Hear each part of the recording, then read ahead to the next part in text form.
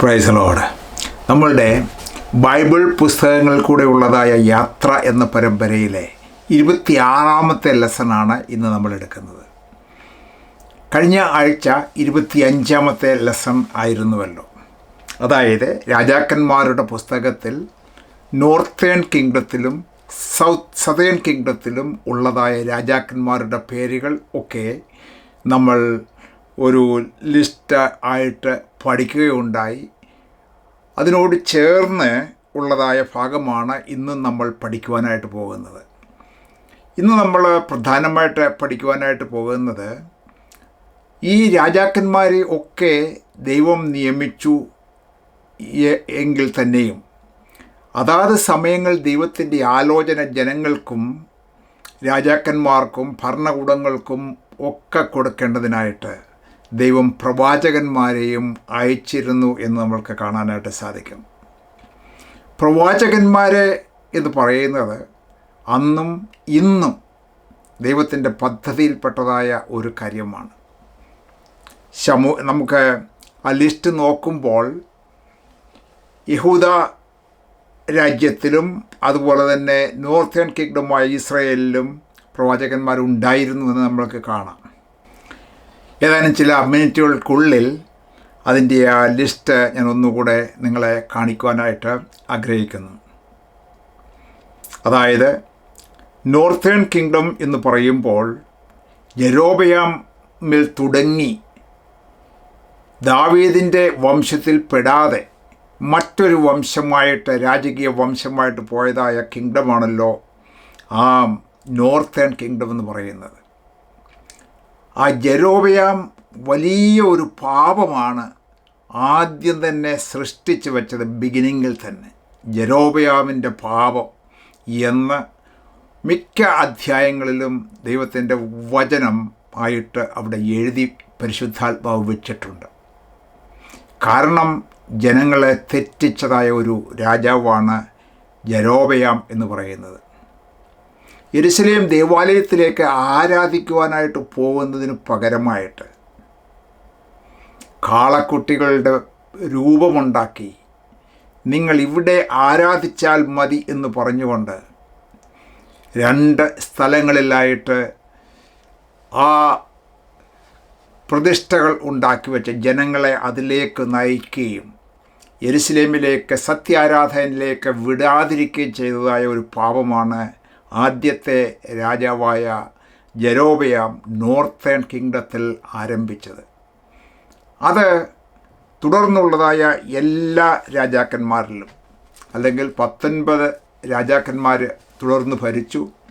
അവരെല്ലാവരും മിക്കവരും ആ പാപത്തെ തുടർന്ന് ചെയ്യുന്നതായിട്ടാണ് നമ്മൾക്ക് കാണുന്നത്. അതുകൊണ്ടാണ് സതേൺ കിങ്ഡം പ്രവാസത്തിലേക്ക് പോകുന്നതിന് മുൻപായിട്ട് തന്നെ നോർത്തേൺ കിങ്ഡം അസീരിയൻ്റെ കൈകളിലേക്ക് പോവുകയും പ്രവാസത്തിലേക്ക് പോവുകയും ചെയ്തു എന്ന് നമ്മൾക്ക് കാണാം. കാരണം അത്രമാത്രം പാപമാണ് അവർ ചെയ്തത്. അതുപോലെ ഇന്നത്തെ നമ്മളുടെ ലെസണിൽ പ്രധാനമായിട്ട് നമ്മൾ കോൺസെൻട്രേറ്റ് ചെയ്യുന്നത് ആ സമയങ്ങളിൽ ഉണ്ടായിരുന്നതായ ചില പ്രവാചകന്മാരെക്കുറിച്ചാണ്. ജേഹു എന്ന പ്രവാചകനെക്കുറിച്ച് നമ്മൾ പഠിച്ചു. ഏലിയാവ് കൂടാതെ എലിശ എന്ന് പറയുന്നതായ 2 പ്രവാചകന്മാർ വളരെ സ്ഥാനം അവിടെ അർഹിക്കുന്നുണ്ട്. പല കാര്യങ്ങളിൽ വളരെ സീരിയസ് ആയിട്ട് ജനങ്ങളുടെ മധ്യത്തിൽ കർത്താവിന് വേണ്ടി നിൽക്കുകയും നേരോടെ നിൽക്കുകയും ചെയ്യുന്ന പ്രവാചകന്മാരെയാണ് അവിടെ നമുക്ക് കാണാനായിട്ട് സാധിക്കുന്നത്. തുടർന്ന് നോർത്തേൺ കിങ്ഡത്തിലുള്ളതായ പ്രവാചകന്മാരാണ് ജോന, ആമോസ്, ഒസേയ. അവരുടെയൊക്കെ ചരിത്രം നമ്മൾ പുറകാലെ പഠിക്കും. അസീരിയൻ കിങ്ഡത്തിലേക്ക് പോയതിന് ശേഷമായിട്ട് ബാബിലോൺ കിങ്ഡത്തിലേക്ക് സതേൺ കിങ്ഡം കടന്നു പോകുന്നു. സതേൺ കിങ്ഡത്തിൽ നമ്മൾക്ക് പ്രവാചകന്മാരുടെ പേരുകൾ നമ്മൾക്ക് കാണാനായിട്ട് സാധിക്കും. അഹിയാവ്, യോവേൽ, യെശയ്യാവ്, മീഖ, നഹൂം, സെഫന്യാവ്. ഇവരൊക്കെ സതേൺ കിങ്ഡത്തിൽ ഉള്ളവരായിരുന്നു. ഈ സതേൺ കിങ്ഡത്തിനും ഈ രാജാക്കന്മാർക്കും അവിടെയുള്ളതായ പ്രഭുക്കന്മാർക്കൊക്കെ ഈ പ്രവാചകന്മാർ അതാത് സമയങ്ങളിൽ വാണിംഗ് കൊടുത്തിരുന്നതാണ് ദൈവത്തിൻ്റെ സന്നിധിയിൽ നിന്നും. നിങ്ങൾ ഇങ്ങനെ പോയാൽ ശത്രുക്കളുടെ കയ്യിൽ നിങ്ങൾ പെട്ടുപോകും, ഈ സ്ഥലത്ത് നിന്നും നിങ്ങളെ ചെതറിച്ചു കളയും, ഈ സ്ഥലം നിങ്ങൾക്ക് നഷ്ടപ്പെട്ടു പോകും എന്നുള്ളതായ ചരിത്രം. അങ്ങനെ രണ്ട് രാജ്യങ്ങളും, നോർത്തേൺ കിങ്ഡവും സതേൺ കിങ്ഡവും, പ്രവാചകന്മാരുടെ വാക്കുകളെ അനുസരിക്കാതെ മുൻപോട്ട് പോയതിനാൽ ആണ് അസീരിയൻസിന് അവർ വിധേയരായി പ്രവാസികളായി. തുടർന്ന് സതേൺ കിങ്ഡം ബാബിലോണിയൻസിന് വിധേയരായി എന്ന് നമ്മൾക്ക് കാണാനായിട്ട് സാധിക്കും. ആ സമയത്തും യെശയ്യാവ്, എസെക്കിയേൽ മുതലായ പ്രവാചകന്മാർ ഈ സമയങ്ങളിലൊക്കെ അവരെ ഹെൽപ്പ് ചെയ്തവരാണ്. പ്രവാസത്തിൽ പോകുന്നതിന് മുമ്പായിട്ട് നിങ്ങൾ മാനസാന്തരപ്പെടണമെന്ന് പറയുന്നു. അതുകൂടാതെ പ്രവാസത്തിൽ പോയി കഴിഞ്ഞിട്ടും ദൈവത്തിൻ്റെ വാക്കുകൾ അവരെ അറിയിക്കുന്നുണ്ട്. നിങ്ങൾക്ക് ഒരു മടങ്ങി വരവുണ്ട്, അതിനുവേണ്ടി കാത്തിരിക്കണം, നിങ്ങളെ മടക്കി വരുത്തും എന്നുള്ളതായ പ്രതീക്ഷ കൊടുത്തുകൊണ്ട് അങ്ങനെ അവരെ ബലപ്പെടുത്തുന്നതായ പ്രവാചകന്മാരായിട്ട് നമ്മൾക്ക് കാണാനായിട്ട് സാധിക്കും. അങ്ങനെ പ്രവാസകാലം കഴിഞ്ഞിട്ട് വീണ്ടും നമ്മൾക്ക് സെരുബ്ബാബേൽ എന്നുള്ളതായ ലീഡറിനെ നമ്മൾക്കവിടെ കാണാം, ഹഗ്ഗായി പ്രവാചകനെ നമുക്ക് കാണാം, സെക്കരിയ പ്രവാചകനെ കാണാം. അവരൊക്കെ പ്രവാസകാലം കഴിഞ്ഞ് തിരിച്ച് ജനം വന്നപ്പോൾ അവരെ ഉറപ്പിക്കുവാൻ വേണ്ടി ദൈവം എഴുന്നേൽപ്പിച്ചതായ പ്രവാചകന്മാരെയാണ് അവിടെ നമുക്ക് കാണുന്നത്. തുടർന്ന് മലാഖിയെ നമുക്ക് കാണും. അപ്പോൾ ഈ പ്രവാസകാലം കഴിഞ്ഞിട്ടുള്ളതായ ഏകദേശം 400 വർഷങ്ങൾ കഴിഞ്ഞിട്ട് പിന്നീട് ക്രിസ്തു ഇവിടെ വെളിപ്പെടുകയാണ്, പുതിയ നിയമം ആരംഭിക്കുകയാണ്. അപ്പോൾ ഇസ്രായേലിൻ്റെ ചരിത്രം നമ്മൾക്ക് ഇതിനുള്ളിലുള്ളതായ സമയങ്ങൾ കൊണ്ടാണ് പഠിക്കുവാനായിട്ട് ഉള്ളത്. ഇന്നത്തെ നമ്മളുടെ ലെസണിൽ പ്രത്യേകിച്ച് നമ്മൾ കോൺസെൻട്രേറ്റ് ചെയ്യുവാനായിട്ട് പോകുന്നത് പ്രവാചകന്മാരായിട്ടുള്ളതായ ഏലിയാവിനെക്കുറിച്ചും ഏലിശയെക്കുറിച്ചും അതുപോലെ തന്നെ യെശയ്യാവിനെക്കുറിച്ചും ഒക്കെ ഈ രാജാക്കന്മാരുടെ പുസ്തകത്തിൽ മെൻഷൻ ചെയ്തിട്ടുണ്ട്. ആ ഭാഗങ്ങൾ മാത്രം മെൻഷൻ ചെയ്തുകൊണ്ട് ഈ ഇന്നത്തെ പാഠം കൺക്ലൂഡ് ചെയ്യുവാനായിട്ടാണ് ഞാൻ ആഗ്രഹിക്കുന്നത്. അവരെക്കുറിച്ചുള്ളത് ഡീറ്റെയിൽസൊക്കെ മറ്റ് പുസ്തകങ്ങളിലൊക്കെ ഉണ്ട്. അത് പഠിക്കുമ്പോൾ അതിനെക്കുറിച്ച് നമ്മൾക്ക് ഡീറ്റെയിലായിട്ട് പഠിക്കുവാനായിട്ട് സാധിക്കും. അതുപോലെ തന്നെ ഒരു കാര്യം ഞാൻ ഓർപ്പിക്കട്ടെ, പലരും ഈ ലെസൺസ് ഒക്കെ കാണുകയും ലിസൺ ചെയ്യുകയും പഴയ ലെസൺസ് അന്വേഷിക്കുകയും ചെയ്തതായിട്ട് അറിഞ്ഞു. അപ്പോൾ christforcommunity.com എന്ന ആ സൈറ്റിൽ നിങ്ങൾ നോക്കിയാൽ ഈ പഴയ ലെസൺസ് 1 മുതൽ 25 വരെയുള്ള ലെസൺസാണ് സോഫാർ ഉള്ളത്. അതെല്ലാം തന്നെ അതിനകത്തുണ്ട്. ആർക്കെങ്കിലും പഴയ ലെസൺസ് നോക്കണമെങ്കിൽ അതിലേക്ക് പോകുന്നതിനും ലിസൺ ചെയ്യുന്നതിനുള്ളതായ സാവകാശമുണ്ട്. അതല്ലെങ്കിൽ യൂട്യൂബിലേക്ക് കടന്നു ചെന്നിട്ട് അവിടെ നമുക്ക് journey through the books of the Bible എന്ന് അടിച്ചു കഴിഞ്ഞാൽ അതിനകത്തും ഈ ലെസൺസ് നമ്മൾക്ക് കിട്ടുന്നതായിരിക്കും എന്നുകൂടെ ഓർപ്പിക്കട്ടെ. ഇവിടെ ഇന്നത്തെ നമ്മളുടെ ലെസൺ 1 രാജാക്കന്മാരുടെ പുസ്തകം 17-ാം അധ്യായത്തിലാണ്. മറ്റ് ഇൻട്രഡക്ഷൻ ഒന്നും തന്നെയില്ല. അവൻ എവിടെ ജനിച്ചു, എങ്ങനെ വളർന്നു, എങ്ങനെ അവന് പരിശീലനം കിട്ടി, ആരുടെ ശിഷ്യനായിരുന്നു എന്നുള്ള കാര്യങ്ങൾ ഒന്നും തന്നെ ഇല്ലാതെ ഒരു വാക്കുകൊണ്ട് അവനെ ഇൻട്രൊഡ്യൂസ് ചെയ്യുന്നത് ഗിലെയാദിലെ തിസ്ബയിൽ നിന്നുള്ള തിസ്ബ്യനായ ഏലിയാവ് എന്നുള്ളതായ ഒരു ഇൻട്രഡക്ഷൻ. എന്നിട്ട് അടുത്ത വാചകം പറയുന്നത് എന്താണ്?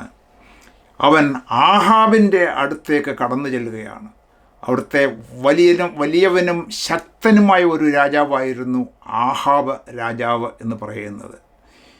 ഇസ്രായേൽ രാജ്യത്തെ ഭരിച്ചിരുന്ന ആഹാബ് രാജാവിൻ്റെ ഭാര്യയായിരുന്നു ഇസബേൽ എന്ന് പറയുന്നതായ അടുത്ത ഒരു അന്യജാതിക്കാരിയായ ഒരു സ്ത്രീയായിരുന്നു. ആയതിനാൽ അവരുടെ ദേവന്മാരെ ഒക്കെ ആരാധിക്കുന്നതിനും അവരുടെ ക്ഷേത്രങ്ങളൊക്കെ അവിടെ സ്ഥാപിക്കുന്നതിനും വളരെ ഉത്സാഹിക്കുകയും ജനങ്ങളെ ആ ദുർനടപ്പിലേക്ക് നയിക്കുകയും ചെയ്തതായ ഒരു രാജഭരണമാണ് അവിടെ നമ്മൾക്ക് കാണാനായിട്ട് സാധിക്കുന്നത്. അവിടെ ഇസബേലിൻ്റെ ഈ ഭരണത്തെക്കുറിച്ചും അവളുടെ ആ പൈശാചിക ശക്തിയെക്കുറിച്ചൊക്കെ ഈവൻ വെളിപ്പാട് പുസ്തകത്തിൽ വരെ അവിടെ പറഞ്ഞിട്ടുണ്ട്, ഇസബേലിൻ്റെ ആ ശക്തിയെക്കുറിച്ച്. അപ്പോൾ വളരെ ദുഷ്കരമായ ഒരു സമയമായിരുന്നു അത്. 400 കള്ളപ്രവാചകന്മാരെ, ബാലിൻ്റെ പ്രവാചകന്മാരെ അവൾ ഹയർ ചെയ്ത് കൊട്ടാരത്തിലാക്കിക്കൊണ്ട് അവൾക്ക് വേണ്ടി പ്രൈവറ്റായിട്ട് വർക്ക് ചെയ്യുവാൻ വേണ്ടി നിയമിച്ചതായ ഒരു സ്ത്രീയായിരുന്നു ഈ ഇസബേൽ എന്ന് പറയുന്നത്. അതോട് ചേർന്ന് അതിന് യാതൊരുവിധമായ എതിർപ്പും പറവാൻ കെൽപ്പില്ലാതെ ഒരു ഭർത്താവായി ജീവിച്ച രാജാവായിരുന്നു ആഹാബ് രാജാവ് എന്ന് പറയുന്നത്. അവൻ്റെ ജീവിതത്തിലും വളരെയധികമായ തെറ്റുകൾ ജനങ്ങളെ തെറ്റിലേക്ക് നയിച്ചതായ ഒരു സമയമാണ് ആ സമയത്താണ് ഈ ഏലിയാവ് ഇങ്ങനെ മുൻപോട്ട് കടന്നു വരുന്നത്.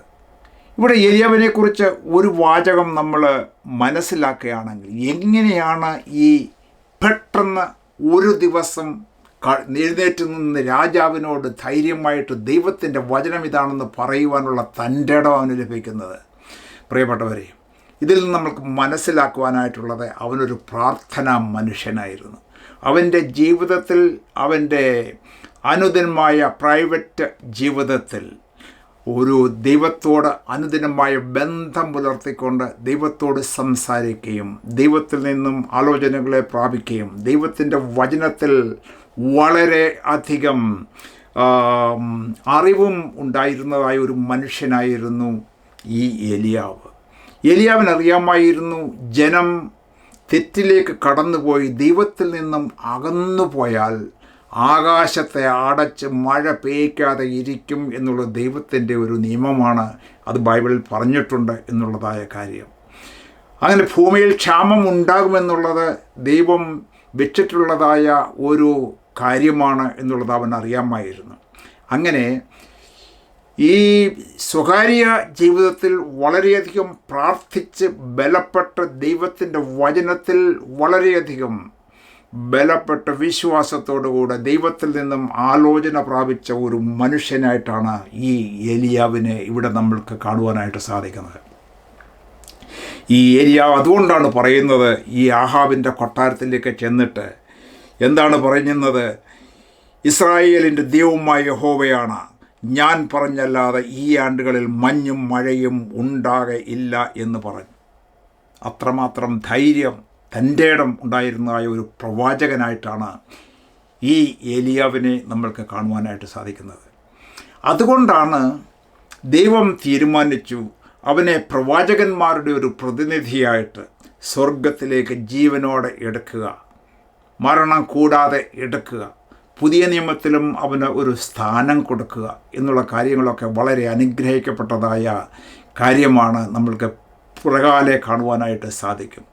യേശു ഏലിയാവിനെക്കുറിച്ച് പറയുന്നുണ്ട്, മറുരൂപം മലയിൽ ഏലിയാവ് അവിടെ പ്രത്യക്ഷപ്പെട്ടു എന്ന് പറയുന്നുണ്ട്. വരുന്ന കാലങ്ങളെക്കുറിച്ചും കാര്യങ്ങളെക്കുറിച്ചൊക്കെ അവിടെ ഡിസ്കസ് ചെയ്തു എന്ന് പറയുന്നുണ്ട്. അതുമാത്രമല്ല, യോഹന്നാൻ്റെ ജീവിതത്തെക്കുറിച്ച് നമ്മൾ നോക്കുമ്പോൾ ഈ യഹൂദന്മാരോട് ഈ പറഞ്ഞിട്ടുണ്ട്, ഈ ഏലിയാവ് തന്നെ വീണ്ടും വരും, നിങ്ങളെ ഉറപ്പിക്കും എന്നുള്ളതായ കാര്യം. അപ്പോൾ ഏലിയാവ് വീണ്ടും പുതിയ നിയമ സമയത്ത് ഈ ലോകത്തിലേക്ക് വീണ്ടും കടന്നു വന്ന് ജനങ്ങളെ ഉറപ്പിക്കുവാൻ വേണ്ടി ഉള്ളതായ ഒരു പദ്ധതിയും ദൈവത്തിന് ഉണ്ടായിരുന്നു എന്ന വചനത്തിൽ നമ്മൾക്ക് കാണുന്നു. യേശുവും പറയുന്നു, ഏലിയ പ്രവാചകൻ വന്നു എന്നുള്ളത് അവർ അറിഞ്ഞില്ല എന്നുള്ളതായ കാര്യമാണ് അവിടെ നമുക്ക് കാണാനായിട്ട് സാധിക്കുന്നത്. ഇവിടെ ഈ ഏലിയാവിൻ്റെ ജീവൻ്റെ ചരിത്രമെന്ന് പറയുന്നത് വളരെ സിമ്പിൾ ആയിട്ടുള്ളതായ ഒരു ലൈഫായിരുന്നു. എങ്ങനെയാണ്? കാട്ടിലാണ് അവൻ ജീവിക്കുവാനായിട്ട് അവന് യാതൊരു പ്രയാസവും ഇല്ലായിരുന്നു. തനിയെ ജീവിക്കുന്നതിന് ഒരു പ്രയാസവുമില്ലായിരുന്നു. എന്ന് പറഞ്ഞാൽ, ഈ വർത്തമാനം പറഞ്ഞിട്ട് രാജാവിനോട് ഇത്രമാത്രം കാഠിന്യമുള്ളതായ ഒരു വാക്ക് പറഞ്ഞിട്ട് അവന് യഹോവയുടെ അരുളപ്പാട് ഉണ്ടായിരുന്നാൽ, നീ ഇവിടെ നിന്ന് പുറപ്പെട്ട് കിഴക്കോട്ട് എന്ന ജോർദാന് കിഴക്കുള്ള ഖെരീത്ത് തോട്ടിന് അരികെ ഒളിച്ചിരിക്കുക, തോട്ടിൽ നിന്ന് നീ വെള്ളം കുടിച്ചു കൊള്ളണം, അവിടെ നിനക്ക് ഭക്ഷണം തരേണ്ടതിന് ഞാൻ കാക്കയോട് കൽപ്പിച്ചിരിക്കുന്നു. ദൈവത്തിൻ്റെ ഉത്തരവാണ്, ദൈവത്തിൻ്റെ അരുളപ്പാടാണ്, ദൈവത്തിൻ്റെ ഇൻസ്ട്രക്ഷനാണ്. അവനത് കേട്ടു, അവനത് അനുസരിച്ചു. സാധാരണയായിട്ട് ഇന്നത്തെ സാഹചര്യത്തിൽ, ഇന്നത്തെ നല്ല സ്ഥിതിയിലുള്ളതായ പ്രവാചകന്മാരൊക്കെ ആണെങ്കിൽ ഇങ്ങനെയുള്ള ഒരു കാര്യത്തിന് ഒരിക്കലും ഒരുമ്പെടുകയില്ല. അവരുടെ ജീവന് എതിരായിട്ടോ ഭാവിക്കെതിരായിട്ടോ കേടുപാടുകൾ വരും എന്നുള്ളതായ പ്രശ്നങ്ങൾ അറിഞ്ഞാൽ അവർ അതിൽ നിന്നും ഒഴിഞ്ഞു നിൽക്കും. എന്നാൽ ഏലിയാവ് അത് ചെയ്തില്ല. എന്ത് തന്നെ ആയിരുന്നാലും അതിൻ്റെ വരായികൾ നോക്കാതെ ദൈവത്തിൻ്റെ അരുളപ്പാട് വിളിച്ചു പറഞ്ഞതായ ഒരു പ്രവാചകൻ. കെരീത്തോട്ടിലേക്ക് പോയി അവിടെ നീ ഒളിച്ചിരിക്കുക, തനിയെയുള്ളതായ ജീവിതമാണ്. ആ തോട്ടിലെ വെള്ളം കുടിച്ചുകൊണ്ട് അവിടെ ഇരിക്കണമെന്ന് പറയുമ്പോൾ യാതൊരുവിധമായ ഹെസിറ്റേഷനും കൂടാതെ അവിടേക്ക് ചെന്നു. അവിടെ പാർത്തു, തനിയെ പാർത്തു. കൂട്ടുകാരും തന്നെ ഇല്ല. എന്നാൽ ദൈവം കാക്കയോട് കൽപ്പിച്ചതുകൊണ്ട് ഈ ആഹാബിൻ്റെ കൊട്ടാരത്തിൽ നിന്നും ഈ കാക്ക ആഹാരം കൊണ്ടുവന്ന് അവൻ്റെ ശത്രുവായ ഈ ഏലിയാവിന്, ദൈവത്തിൻ്റെ ദാസനായ ഏലിയാവിന് കൊടുപ്പിച്ചവനായ ദൈവം ഇന്നും നമ്മുടെ ദൈവമായിട്ട് ജീവിക്കുന്നു എന്നുള്ളതാണ് ദൈവത്തിൻ്റെ വചനം നമ്മളെ ഓർപ്പിക്കുന്നത്. എൻ്റെ ജീവിതത്തിൽ, നിൻ്റെ ജീവിതത്തിൽ ഇതുപോലെയുള്ളതായ ആവശ്യങ്ങളുണ്ടെങ്കിൽ മനുഷ്യരോട് പറയുന്നതിന് പകരമായിട്ട് സകലത്തെയും നിയന്ത്രിക്കുന്നവനായ ദൈവം, ആകാശത്തെയും ഭൂമിയെയും അതുപോലെ തന്നെ മൃഗങ്ങളെയും സകല ചരാചരങ്ങളെയും നിയന്ത്രിക്കുന്നതായ ദൈവത്തിൻ്റെ കരങ്ങളിലേക്ക് നിൻ്റെ ആവശ്യം വെച്ച് കഴിഞ്ഞാൽ, കാക്കയോട് പോലും കൽപ്പിച്ച് ആഹാരം കൊടുത്തവനായ കർത്താവ് നിൻ്റെയും ജീവിതത്തിൽ എല്ലാ ആവശ്യങ്ങളും നിവർത്തിച്ചു തരുവാൻ തക്കവണ്ണം അവൻ മതിയായവനാണ് എന്ന് നമ്മൾക്ക് കാണുവാനായിട്ട് സാധിക്കും. എന്നാൽ വീണ്ടും അടുത്ത ലെവലിലേക്ക് നമ്മൾ നോക്കുമ്പോൾ 9-ാമത്തെ വാക്യം നമ്മൾ ഇവിടെയാണ് കാണുന്നത്. 7-ാമത്തെ വാക്യത്തിൽ കാണുന്നത്, എന്നാൽ ദേശത്ത് മഴ പെയ്യായികയാൽ കുറേ ദിവസം കഴിഞ്ഞ ശേഷം തോട് വറ്റിപ്പോയി. അപ്പോൾ അവൻ യഹോവയുടെ അരുളപ്പാടുണ്ടായിരുന്നാൽ, നീ എഴുന്നേറ്റ് സീദോനോട് ചേർന്ന സെരാഫാത്തിലേക്ക് ചെന്ന് അവിടെ പാർക്ക. നിന്നെ പുലർത്തേണ്ടതിന് അവിടെയുള്ള ഒരു വിധവയോട് ഞാൻ കൽപ്പിച്ചിരിക്കുന്നു. അങ്ങനെ അവൻ എഴുന്നേറ്റ് സെരാഫാത്തിന് പോയി. ഇവിടെ വളരെ പ്രായോഗികമായി വളരെ പ്രയാസത്തിൽ കൂടെ കടന്നു പോകുന്നതായ ആഹാരത്തിന് അല്ലെങ്കിൽ വെള്ളത്തിന് വകയില്ലാതെ ഭാരപ്പെടുമ്പോൾ വീണ്ടും ദൈവം പറയുകയാണ്, നീ സരാഫാത്തിലേക്ക് കടന്നു പോകുക. വളരെ ദൂരം നടന്നു പോകേണ്ടതായ സാഹചര്യം, ശത്രുക്കളൊക്കെ ധാരാളം ഉള്ളതായ സാഹചര്യങ്ങൾ. അതിൻ്റെ മധ്യത്തിൽ അവൻ തൻ്റെ യാത്ര ആരംഭിക്കുകയാണ്. അനേകം മൈലുകൾ സഞ്ചരിച്ച് അവിടേക്ക് കടന്നു വന്നു. അവിടെ ചെല്ലുമ്പോഴാണ് സെരാഫാത്തിലുള്ളതായ ഒരു വിധവ ഒരു മകനുമായിട്ട് അവിടെ വിറക് പറക്കിക്കൊണ്ടിരിക്കുന്നു. അവളെ കണ്ടപ്പോൾ ഏലിയാവിന് മനസ്സിലായി, ഇവൾ തന്നെ ദൈവം എനിക്ക് വേണ്ടി ആഹാരം തരുവാൻ ഒരുക്കിയിരിക്കുന്നതായ വിധവ ഇത് തന്നെയാണ് എന്ന് മനസ്സിലാക്കിക്കൊണ്ട് പറയുകയാണ്, നീ പോരുമ്പോൾ ഒരു അട എനിക്ക് ഉണ്ടാക്കി തരണം എന്ന് പറയുമ്പോൾ അവൾ പറയുകയാണ്, ഒടുവിലായിട്ട് ഒരു അടയ്ക്കുള്ളതായ ചെറിയ 2 അടകൾ ഉണ്ടാക്കി ഞാനും എൻ്റെ മകനും ഭക്ഷിച്ചതിന് ശേഷം മരിക്കുവാനായിട്ടിരിക്കുകയാണ്. ഈ സാഹചര്യത്തിലാണ് നീ എന്നോട് ഒരു അടയുണ്ടാക്കി കൊണ്ടുവന്ന് നിനക്ക് ആഹാരം തരുവാനായിട്ട് കൽപ്പിക്കുന്നത് എന്ന് പറയുമ്പോൾ അവളോട് ദൈവം അല്ലെങ്കിൽ അവൻ പറയുകയാണ്, നിന്നെ പുലർത്തേണ്ടതിന് വേണ്ടിയാണ് ദൈവം എന്നെ ഇവിടെ അയച്ചിരിക്കുന്നത്. ഈ ക്ഷാമം കഴിയുന്നത് വരെ നിൻ്റെ കലത്തിലെ മാവ് തീർന്നു പോകുകയില്ല, നിൻ്റെ ഭരണിയിലെ എണ്ണയും തീർന്നു പോകുകയില്ല എന്നുള്ള ഒരു വാഗ്ദത്തം കൊടുത്തിട്ട് അവിടെ ആ ജീവിതം ആരംഭിക്കുകയാണ്. പ്രിയപ്പെട്ടവരെ, ഈ വിധവയെക്കുറിച്ച് ദൈവത്തിൻ്റെ വചനം പറയുന്നത് ഇസ്രായേലിലെങ്ങും വിധവമാരില്ലാഞ്ഞിട്ടല്ല അവൻ സെരാഫാത്തിലേക്ക്, ഒരു വിധവയുടെ അടുക്കിലേക്ക് ഈ ഏലിയാവിനെ അയച്ചത്. ദൈവത്തിന് പ്രത്യേകമായ ഉദ്ദേശം അവളുടെ ജീവിതത്തിലുണ്ടായിരുന്നു. അവളോട് ദൈവത്തിൻ്റെ നീതി പുലർത്തേണ്ടതായിട്ടുണ്ടായിരുന്നു എന്ന് നമുക്ക് കാണാനായിട്ട് സാധിക്കും. അവിടേക്ക് കടന്നു ചെല്ലുന്നു. അവൾ അനുസരണമുള്ളവളായിരുന്നു. ആ പറഞ്ഞതുപോലെ ചെയ്തു.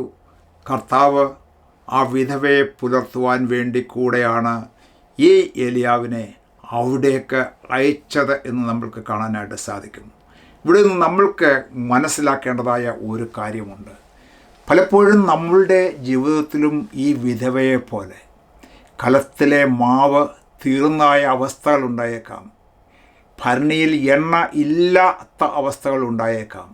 നാളെ ഞാൻ എന്തു ചെയ്യും എന്നുള്ളതായ ചോദ്യത്തോടുകൂടെ നമ്മൾ നിൽക്കുന്നതായ അവസ്ഥകൾ, ദിവസങ്ങൾ, മണിക്കൂറുകൾ ഉണ്ടായേക്കാം.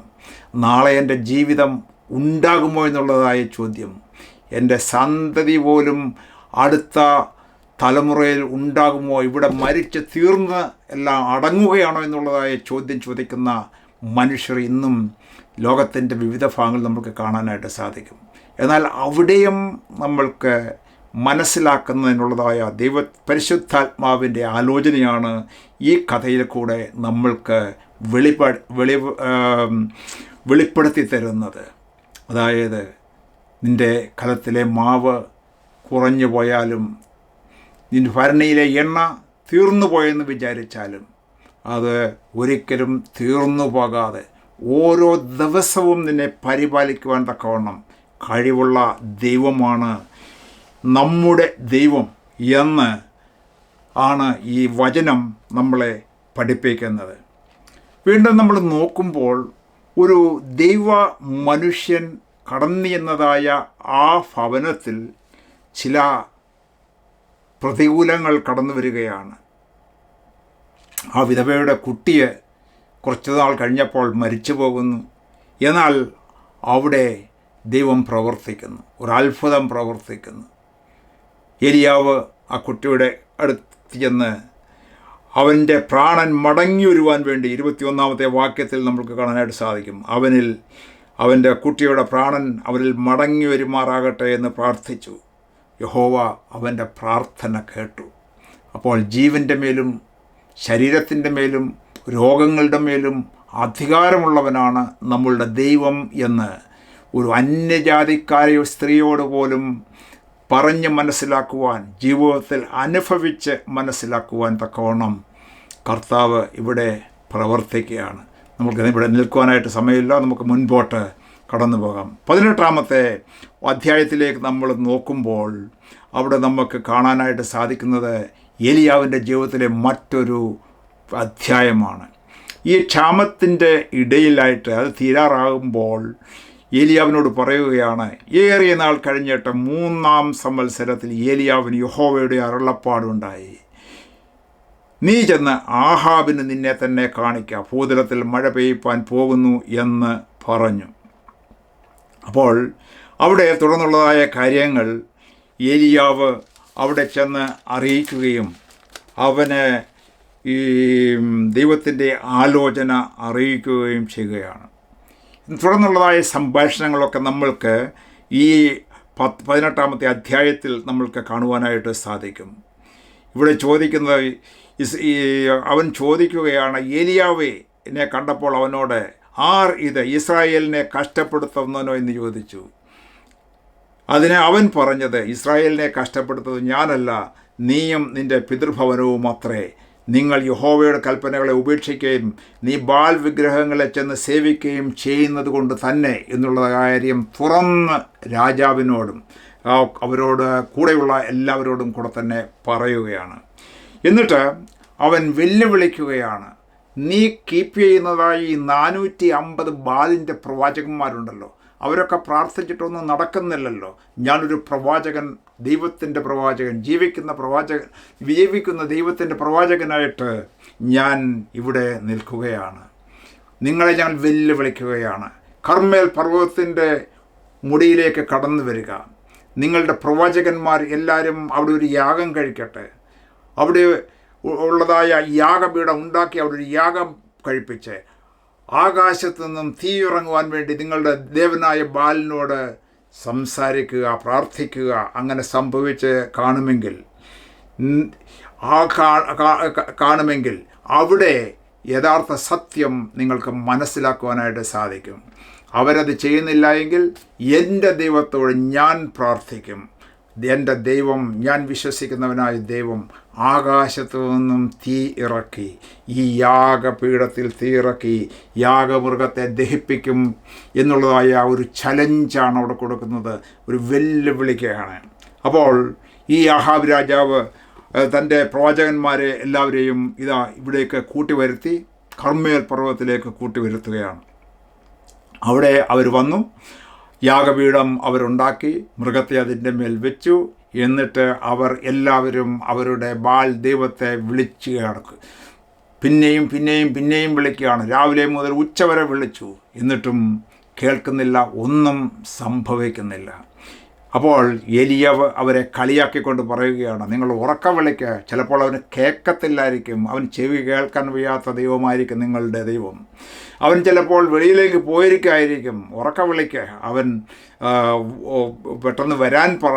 അങ്ങനെയുള്ളതായ കാര്യങ്ങളൊക്കെ പറഞ്ഞിട്ട് ഇത് ചെയ്യുന്നു. എന്നാൽ ഒന്നും സംഭവിക്കുന്നില്ല. അടുത്തതായിട്ട് ഏലിയാവിൻ്റെ ടേൺ ഇവിടേക്ക് കടന്നു വരുമ്പോൾ അവിടെ എന്താണ് ചെയ്യുന്നത്? ഇസ്രായേലിലെ 12 ഗോത്രങ്ങളുടെ സംഖ്യ അനുസരിച്ച് ആ കല്ലുകളൊക്കെ അടുക്കി വയ്ക്കുകയാണ്.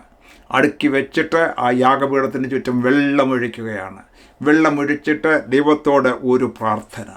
ഈ ഏലിയാവിൻ്റെ പ്രാർത്ഥന എന്ന് പറയുന്നത് ഒരു പ്രത്യേകമായ പ്രാർത്ഥനയാണ്. 1-2 വാചകങ്ങൾ മാത്രം പ്രാർത്ഥിക്കുന്നു, ചെറിയ പ്രാർത്ഥന. അതവൻ്റെ ഹൃദയത്തിൽ നിന്നും പൊങ്ങി വരുന്ന പ്രാർത്ഥനയാണ്. ദൈവമായിട്ടുള്ള ബന്ധത്തെ ചേർത്ത് പിടിച്ചുകൊണ്ടുള്ളതായ പ്രാർത്ഥനയാണ്. എന്താണ് അവന് പ്രാർത്ഥിച്ചത്? 36-ാമത്തെ വാക്യം നമുക്കിവിടെ കാണുന്നത്, അബ്രഹാമിൻ്റെയും ഇസ്ഹാക്കിൻ്റെയും ഇസ്രായേലിൻ്റെയും ദൈവമായ യഹോവേ, ഇസ്രായേലിൽ നീ ദൈവമെന്നും ഞാൻ നിൻ്റെ ദാസനെന്നും ഈ കാര്യങ്ങളൊക്കെയും ഞാൻ നിൻ്റെ കൽപ്പനപ്രകാരം ചെയ്തു എന്നും ഇപ്പോൾ വെളിപ്പെട്ടു വരുമാറാകട്ടെ എന്ന് പ്രാർത്ഥിച്ചപ്പോൾ തന്നെ ആകാശത്ത് നിന്ന് ഉടനെ യഹോവയുടെ തീ ഇറങ്ങി ഹോമയാഗവും വിറകും മണ്ണും ദഹിപ്പിച്ച തോട്ടിലെ വെള്ളവും വറ്റിച്ചു കളഞ്ഞു. ജനമെല്ലാം അതുകൊണ്ട് കാവണു വീണു യഹോവ തന്നെ ദൈവം എന്ന് വിളിച്ചു പറഞ്ഞു. അവിടെ തുടർന്ന് ആ ബാലിൻ്റെ പ്രവാചകന്മാരെയെല്ലാം വെട്ടുവാൻ വേണ്ടി കൽപ്പന കൊടുക്കുന്നു. അങ്ങനെ വലിയ ഒരു പ്രവർത്തനം, ദൈവിക പ്രവർത്തനം ജനങ്ങൾക്ക് കാണിച്ചു കൊടുത്ത് ഈ രാജ്യത്തെ ഉണർവിലേക്ക് കൊണ്ടുവരുവാൻ വേണ്ടി ദൈവം ഉപയോഗിച്ചതായ ഒരു ദൈവം മനുഷ്യനാണ് ഏലിയാവ്. തുടർന്ന് ഈ കാര്യങ്ങളൊക്കെ 19-ാമത്തെ അധ്യായത്തിൽ നമുക്ക് കാണാനായിട്ട് സാധിക്കും. ഏലിയാവ് ചെയ്തതൊക്കെയും അവൻ സകല പ്രവാചകന്മാരെയും വാൾ കൊണ്ട് കൊന്ന വിവരമൊക്കെയും ആഹാബ് ഇസബേലിനോട് പറഞ്ഞു. ഇസബേൽ ഏലിയാവിൻ്റെ അടുക്കൽ ഒരു ദൂതനെ അയച്ചു, നാളെ ഈ നേരത്ത് ഞാൻ നിൻ്റെ ജീവനെ അവരിൽ ഒരുത്തൻ്റെ ജീവനെ പോലെ ആക്കുന്നില്ല എങ്കിൽ ദേവന്മാർ എന്നോട് തക്കവണ്ണവും അധികവും ചെയ്യുമാറാകട്ടെ. അവൻ ഭയപ്പെട്ട് എഴുന്നേറ്റ് ജീവരക്ഷയ്ക്കായി പുറപ്പെട്ടു എന്ന് കാണുവാനായിട്ട് സാധിക്കുന്നു. ഇവിടെ കേവലം ഒരു സ്ത്രീ ആയ ഇസബേലിൻ്റെ വാക്കിൻ്റെ മുഖത്ത് ഈ ദൈവ മനുഷ്യനായ ഏലിയാവ് ഭയപ്പെട്ടു പോയി.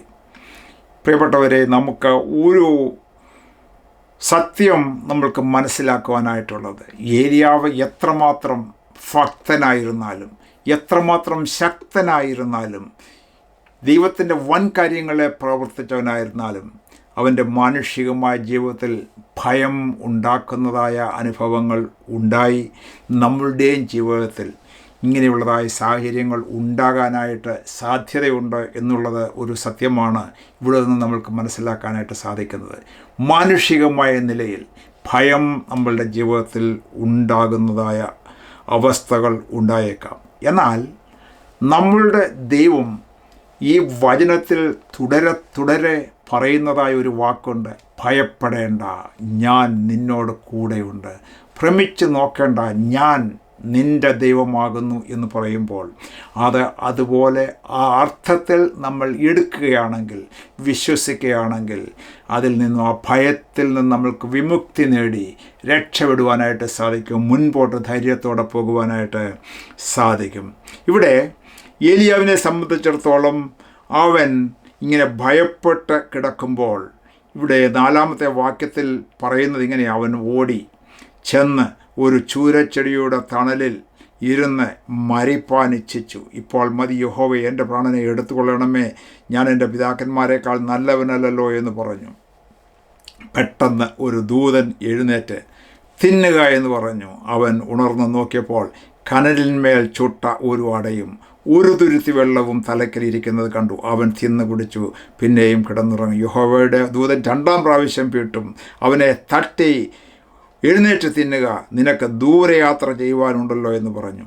എന്നിട്ട് അപ്പോൾ നമ്മളുടെ ജീവിതത്തിൽ ഇങ്ങനെയുള്ളതായ തളർന്ന് ക്ഷീണിച്ചു പോകുന്നതായ അവസ്ഥയിൽ ദൈവത്തിൻ്റെ ദൂതന്മാരുടെ ആഹാരം തന്ന് നമ്മെ ഇന്ന് നടത്തുവാൻ തക്കവണ്ണം വിശ്വസ്തനാണ് നമ്മളുടെ ദൈവം എന്ന് നമ്മൾ വിശ്വസിക്കണം.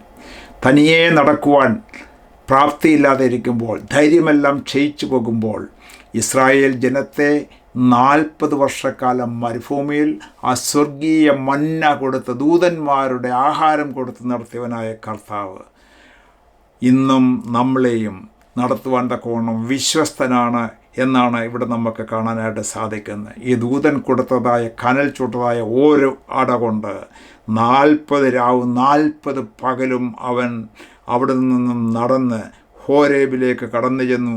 അവിടെ ഒരു ഗുഹയിൽ രാപാർത്തു എന്ന് നമ്മൾക്ക് കാണുവാനായിട്ട് സാധിക്കും. അവിടേക്ക് അവൻ യാത്ര ചെയ്തതിന് ശേഷമായിട്ട് ആ ക്ഷീണം കൊണ്ട് ഗുഹയിൽ അവൻ അങ്ങനെ വിശ്രമിക്കുകയാണ്. അവിടെ വീണ്ടും ദൈവത്തിൻ്റെ ആത്മാവ് അവനെ വിടുന്നില്ല. അവിടെ ചോദിക്കുകയാണ്, ഈ 10ാമത്തെ വാക്യം, ഏലിയാവേ, ഇവിടെ നിനക്ക് എന്ത് കാര്യമെന്ന് ചോദിച്ചു. അതിനെ അവൻ, സൈന്യങ്ങളുടെ ദൈവമായ യഹോവയ്ക്ക് വേണ്ടി ഞാൻ വളരെ ശുഷ്കാന്തിച്ചിരിക്കുന്നു. ഇസ്രായേൽ മക്കൾ നിൻ്റെ നിയമത്തെ ഉപേക്ഷിച്ച് നിൻ്റെ യാഗപീഠങ്ങളെ ഇടിച്ച് നിൻ്റെ പ്രവാചകന്മാരെ വാൾ കൊണ്ട് കൊന്നുകളഞ്ഞു. ഞാൻ ഒരുത്തൻ മാത്രം ശേഷിച്ചിരിക്കുന്നു എന്ന് പറഞ്ഞു. ഈ ഏലിയാവ് പറയുന്നത്, ഞാൻ ഒരുത്തൻ മാത്രമേ ഉള്ളൂ പബ്ലിക്കായിട്ട് ദൈവത്തിന് വേണ്ടി നിൽപ്പാൻ. ആരും അവർക്ക് നേരെ നിന്ന് എൻ്റെ കൂടെ നിൽക്കുവാനുള്ളത് നഷ്ടമില്ല. ഈ രാജാവും ജനങ്ങളും എല്ലാം ഒരു സൈഡിൽ നിൽക്കുമ്പോൾ, പ്രവാചകന്മാർ 450 എണ്ണം നിൽക്കുമ്പോൾ, അതിൻ്റെ ഓപ്പോസിറ്റ് സൈഡിൽ നിൽക്കുവാൻ ഞാൻ മാത്രമേ ശേഷിച്ചിട്ടുള്ളൂ എന്നാണ് പറയുന്നത്. എന്നാൽ അവിടെ ദൈവം പറയുകയാണ്, നിന്നോട് ആരാണ് അങ്ങനെ പറഞ്ഞത്? ഈ വാലിന് മുട്ടുമടക്കാത്ത 7000 പേരെ ഞാൻ അവിടെ കണ്ടിട്ടുണ്ട്, അവിടെ ഉണ്ട് എന്നുള്ളതായ ആ അഷ്വറൻസ് കൊടുക്കുകയാണ് ഇവിടെ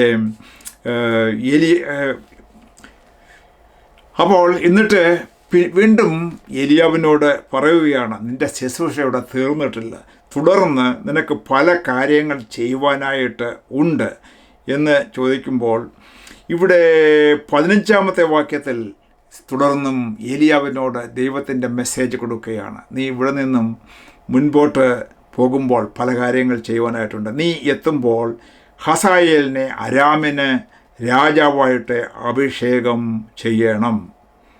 അരാം രാജ്യത്തിൻ്റെ രാജാവായിട്ട് ഹസായേലിനെ രാജാവായിട്ട് അഭിഷേകം ചെയ്യണം. അത് നിൻ്റെ ജോലിയാണ്.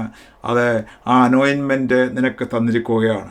2ാമതായിട്ട് നിംഷിയുടെ മകനായ യേഹുവിനെ ഇസ്രായേലിനെ രാജാവായിട്ട് അഭിഷേകം ചെയ്യണം. ഇസ്രായേൽ രാജ്യത്തിന് യേഹുവിനെ രാജാവായിട്ട് അഭിഷേകം ചെയ്യണം എന്ന് പറയുമ്പോൾ, നമ്മൾക്ക് തുടർന്നുള്ള ചരിത്രം നമ്മൾ വായിക്കുമ്പോൾ നമ്മൾക്ക് മനസ്സിലാക്കാനായിട്ട് സാധിക്കും. ഈ ആഹാബിൻ്റെ മകന് രാജാവായി, അതിനുശേഷമായിട്ട് ഇതായി നിംഷിയുടെ മകനായ യേഹു അവിടേക്ക് കടന്നു വരുന്നു. ആഹാബിൻ്റെ ഗ്രഹത്തെ മുഴുവൻ നശിപ്പിച്ചതായിട്ട് കാണുവാനായിട്ടാണ് അവിടെ നമുക്ക് ചരിത്രം മനസ്സിലാക്കുവാനായിട്ട് സാധിക്കുന്നത്. എന്നിട്ട് സാഫാത്തിൻ്റെ മകനായ ഏലിശയെ നിനക്ക് പകരം പ്രവാചകനായിട്ട് അഭിഷേകം ചെയ്യുകയും വേണം. നിൻ്റെ യാത്ര മിക്കവാറുമൊക്കെ തീരാറായി. നിന്നെ ഞാൻ സ്വർഗത്തിലേക്ക് എടുക്കുന്നതിനുള്ളതായ പ്ലാൻ ദൈവം മനസ്സിൽ കണ്ടുകൊണ്ടാണിത് പറയുന്നത്. പോകുന്നതായ പോക്കിൽ നമ്മൾക്ക് കാണാനായിട്ട് സാധിക്കുന്നു.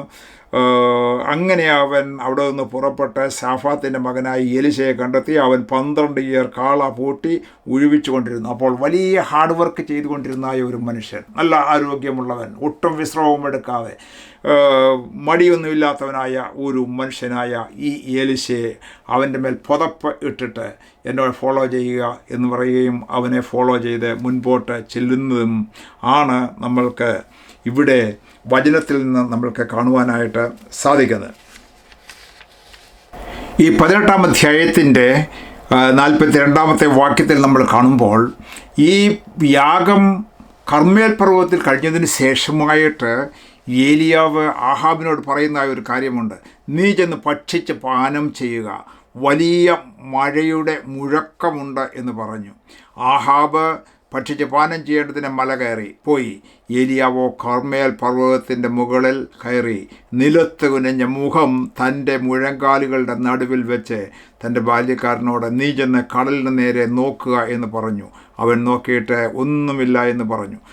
അതിന് അവൻ പിന്നെയും 7 പ്രാവശ്യം ചെല്ലുക എന്ന് പറഞ്ഞു. 7-ാം പ്രാവശ്യമോ അവൻ ഇതാ കടലിൽ നിന്ന് ഒരു മനുഷ്യൻ്റെ കൈ പോലെ ഒരു ചെറിയ മേഘം പൊങ്ങുന്നു എന്ന് പറഞ്ഞു. അതിനെ അവൻ നീ ചെന്ന് ആഹാബിനോട് മഴ നിന്നെ തടുക്കാതിരിക്കുന്നതിന് രഥം പൂട്ടി ഇറങ്ങിപ്പോക എന്ന് ബോധിപ്പിക്കുക എന്ന് പറഞ്ഞു. ക്ഷണത്തിൽ ആകാശം മേഘവും കാറ്റും കൊണ്ട് കറുത്ത് വൻമഴ പെയ്ച്ചു. അപ്പോൾ ആദ്യം നമ്മൾ പഠിച്ചപ്പോൾ ഞാൻ പറഞ്ഞല്ലാതെ മഴ ഇനിയും പെയ്യുകയില്ല എന്ന് പറഞ്ഞതായ ഏലിയാവിന് ഇവിടെ ഇതാ ആ യാഗം കഴിച്ചതിന് ശേഷം വീണ്ടും ഒരു അവസരം ദൈവം നൽകുകയാണ്. ദൈവസന്നിധിയിൽ കടന്നു ചെന്ന് ദൈവത്തോട് പ്രാർത്ഥിച്ചപ്പോൾ, കർത്താവെ ഞാൻ പറഞ്ഞിട്ടാണ് ഇത് നിന്നത്, നീ ചെയ്തത് അങ്ങനെയാണ്, എന്നാൽ തിരുസന്നിധിയിൽ ഞാൻ വരികയാണ്, ഇതാ മുട്ടുകളുടെ ഇടയിൽ തലയിട്ടുകൊണ്ട് ഒരു പ്രത്യേകമായ രീതിയിൽ പ്രാർത്ഥിക്കുകയാണ്. ഏറ്റവും വിനയപ്പെട്ടവനായിട്ട് പ്രാർത്ഥിക്കുന്നതായ ഒരു പ്രാർത്ഥന മനുഷ്യനായിരുന്നു ഏലിയാവ് എന്ന് നമ്മൾക്കിവിടെ കാണാനായിട്ട് സാധിക്കും. അപ്പോൾ ആദ്യം പ്രാർത്ഥിച്ചു, ഒന്നും കാണുന്നില്ല. കൂടെയുള്ളതായ ബാല്യക്കാരനോട് നീ എന്നാൽ കടലിൻ്റെ മേളിലൊന്ന് നോക്ക്, മേഘം വലുതും പൊങ്ങുന്നുണ്ടോ, ഒന്നും കാണുന്നില്ല. 7 പ്രാവശ്യം ചെന്ന് നോക്കാനായിട്ട് പറഞ്ഞു. തുടർന്നും താൻ പ്രാർത്ഥിച്ചുകൊണ്ടിരിക്കുകയാണ്. നമ്മളുടെയും ജീവിതത്തിൽ പ്രാർത്ഥന തുടങ്ങിക്കഴിഞ്ഞാൽ ഒരു വിഷയം ഒന്ന് പ്രാർത്ഥിച്ച് കഴിയുമ്പോൾ ആൻസർ കിട്ടിയില്ല എങ്കിൽ അതിൽ ക്ഷീണിച്ചു പോകരുത്. അതിൻ്റെ ആൻസർ കിട്ടുന്നത് വരെ ക്ഷീണിക്കാതെ മടുത്തു പോകാതെ പ്രാർത്ഥിക്കണമെന്നാണ് ദൈവത്തിൻ്റെ ആത്മാവ് ഇവിടെ നിന്നും നമ്മൾക്ക് മനസ്സിലാകുന്നത്. 7-ാമത്തെ പ്രാവശ്യം ഒരു കൈപ്പത്തി പോലെ ഒരു മേഘം ഇതാ പൊങ്ങുന്നു. 7-ാമത്തെ പ്രാവശ്യമായിരിക്കാം ഒരു പക്ഷേ നിൻ്റെ പ്രാർത്ഥനയ്ക്ക് മറുപടിയായിട്ട് ഒരു ചെറിയ മേഘം പൊങ്ങുന്നത്. എന്നാൽ അതിനെ ആകാശം കറുത്ത ഇരുണ്ട മേഘം കൊണ്ട് നിറഞ്ഞ് വൻമഴ പെയ്ച്ച് ദേശത്തെല്ലാം വെള്ളം നിറയ്ക്കുവാൻ തക്കവണ്ണം കഴിവുള്ളവനായ ഒരു ദൈവത്തെയാണ് നമ്മളെ വിശ്വസിക്കുന്നത് എന്ന് പൂർണ്ണമായിട്ട് വിശ്വസിച്ചുകൊണ്ട് വേണം നമ്മളുടെ ക്രിസ്തീയ യാത്ര ചെയ്യുവാൻ. ഇങ്ങനെയുള്ള കാര്യങ്ങളാണ് ദൈവത്തിൻ്റെ വചനത്തിൽ നിന്നും ആത്മാവ് നമ്മളെ ഈ ഏലിയാവിൻ്റെ ജീവിതത്തിൽ കൂടെ നമ്മളെ പഠിപ്പിക്കുന്നതായ പാഠം. നമ്മളുടെ ജീവിതത്തിലെ ഏത് പ്രശ്നങ്ങളും ഈ ആൻസർ കിട്ടുവാൻ താമസിച്ചാലും മടുത്തു പോകാതെ പെട്ടെന്ന് ചെയ്യുവാൻ തക്കവണ്ണം കർത്താവിന് കഴിയും. ഈ ഇസ്രായേലിൻ്റെ ചരിത്രം നമ്മൾക്ക് അറിയാം. യെരീഹോ കോട്ട പിടിച്ചടക്കുവാൻ വേണ്ടി 7 പ്രാവശ്യം 7 ദിവസം അവർ ചുറ്റിക്കറങ്ങിയെങ്കിൽ തന്നെയും അതുവരെ ഒരു പൊട്ടൽ പോലും കാണുന്നില്ല. പലവിധമായ ക്വസ്റ്റ്യൻസ് പലരുടെയും മനസ്സിൽ വന്നെന്ന് വന്നേക്കാം. എന്നാൽ അവിടെ ദൈവത്തിൻ്റെ വചനത്തിൽ വിശ്വസിച്ചുകൊണ്ട് പ്രാർത്ഥന കേൾക്കുന്ന ദൈവം, വാക്കു മാറാത്തവനായ ദൈവമാണെന്ന് വിശ്വസിച്ചുകൊണ്ട് യോശുവയോട് ചേർന്ന് അവർ 7-ാമത്തെ ദിവസം 7 പ്രാവശ്യം ചുറ്റിക്കഴിഞ്ഞപ്പോൾ ആ കോട്ട ഇടിഞ്ഞ് താണതായിട്ട് നമുക്ക് കാണുന്നു. ദൈവത്തിൻ്റെ പ്രവർത്തനം അങ്ങനെ ഇമ്മീഡിയറ്റാണ്, സഡൻലിയാണ്, പറഞ്ഞതുപോലെ ചെയ്യുന്ന ദൈവമാണ് എന്നുള്ളതായ കാര്യമാണ് നമ്മൾക്ക് എല്ലായ്പ്പോഴും നമ്മളുടെ പ്രാർത്ഥനാ ജീവിതത്തിൽ ഓർത്തിരിക്കേണ്ടത്. ഏലിയാവിൻ്റെ ജീവിതം നമ്മൾ നോക്കുമ്പോൾ തുടർന്നും അവൻ ദേശത്തെ ശുശ്രൂഷിച്ചുകൊണ്ടിരുന്നു, പല കാര്യങ്ങളും ചെയ്തു. എല്ലാ കാര്യങ്ങളും ഡീറ്റെയിൽ ആയിട്ട് നമുക്ക് ചിന്തിക്കുവാനായിട്ട് സമയമില്ല. ഇവിടെ 2 രാജാക്കന്മാരുടെ പുസ്തകം 2-ാം അധ്യായത്തിലേക്ക് കടന്നു വരുമ്പോൾ അവിടെ അതിൻ്റെ ക്ലൈമാക്സ് ആയിട്ടുള്ളതായ ഒരു കാര്യം നമ്മൾക്ക് കാണാനായിട്ട് സാധിക്കും. അത് ഇങ്ങനെയാണ് വായിക്കുന്നത്: യഹോവ ഏലിയാവെ ചുഴലിക്കാറ്റിൽ സ്വർഗത്തിലേക്ക് എടുത്തുകൊള്ളുവാൻ ഭാവിച്ചിരിക്കുമ്പോൾ ഏലിയാവ് എലീശയോട് കൂടെ ഗിൽഗാലിൽ നിന്ന് പുറപ്പെട്ടു. അപ്പോൾ ഏലിയാവിനോട് കൂടെ എലീശ തൻ്റെ ശിഷ്യനായിട്ട് കൂടെയുണ്ട്. തൻ്റെ അഭിഷേകം തനിക്ക് പകർന്നു കൊടുത്തു. അത് കൂടാതെ തന്നെ തൻ്റെ പ്രവാചകന്മാരുടെ ആ പരിശീലനം കൊടുക്കുന്നതായ ഒരു സ്കൂളുണ്ടായിരുന്നു. അവിടെയുള്ളതായ പ്രവാചക ശിഷ്യന്മാരൊക്കെ കൂടെ ഉണ്ടായിരുന്നു. അവരിൽ നിന്നൊക്കെ വിഭിന്നമായിട്ട് എലീശ തന്നോട് കൂടെ പറ്റിച്ചേർന്ന് അഭിഷേകത്തിൻ്റെ ഇരട്ടിപ്പങ്ക് പ്രാപിപ്പാൻ വേണ്ടി അങ്ങനെ കൂടെ നിൽക്കുന്ന അനുഭവം, പല സ്ഥലങ്ങളിലേക്ക് പോയെങ്കിൽ തന്നെ വിട്ടുപിരിയാതെ നിൽക്കുന്ന അനുഭവമാണ് എലീശയുടെ ജീവിതത്തിൽ നമുക്ക് കാണുന്ന അടുത്ത പ്രവാചകനായിട്ട് വരുന്ന എലീശാവ്. തൻ്റെ ആഗ്രഹം എന്താണെന്ന് ചോദിച്ചപ്പോൾ താൻ പറയുന്നത് 2:9 വാക്യമാണ്. ഞാൻ നിങ്ങളിൽ നിന്ന് എടുക്കപ്പെടുന്നതിന് മുമ്പേ ഞാൻ നിനക്ക് എന്ത് ചെയ്തു തരണം, ചോദിച്ചോളുക എന്ന് പറഞ്ഞു. അതിന് എലീശ, നിൻ്റെ ആത്മാവിൻ്റെ ഇരട്ടി പങ്ക് എൻ്റെ മേൽ വരുമാറാകട്ടെ എന്ന് പറഞ്ഞു. പ്രിയപ്പെട്ടവരെ, നമ്മൾ ജീവിക്കുന്നതായ ഈ ലോകം എന്ന് പറയുന്നത് ഈ ഓരോ വർഷവും കഴിയുമ്പോഴും അത് വളരെ മോശമായിട്ട് വരികയാണ്. അതുപോലെ തന്നെയാണ് എലിയാവിൻ്റെ ജീവിതത്തിലുള്ളതായ ആ സമയങ്ങളെക്കാൾ വളരെ മോശമായിട്ടുള്ളതായ ആൾക്കാരാണ്, പാപം നിറഞ്ഞവരാണ് അടുത്ത തലമുറയിലുള്ള എലീശായുടെ തലമുറയിലുള്ളവർ. അവരുടെ ഇടയിൽ ശുശ്രൂഷിക്കണമെങ്കിൽ ഏലിയാവിൻ്റെ ഇരട്ടി പങ്ക് ഉണ്ടെങ്കിലേ പറ്റൂ എന്ന് മനസ്സിലാക്കിയ എലീശയാണ് ഇങ്ങനെയുള്ളതായ കാര്യം ഏലിയാവിനോട് അറിയിക്കുന്നത്.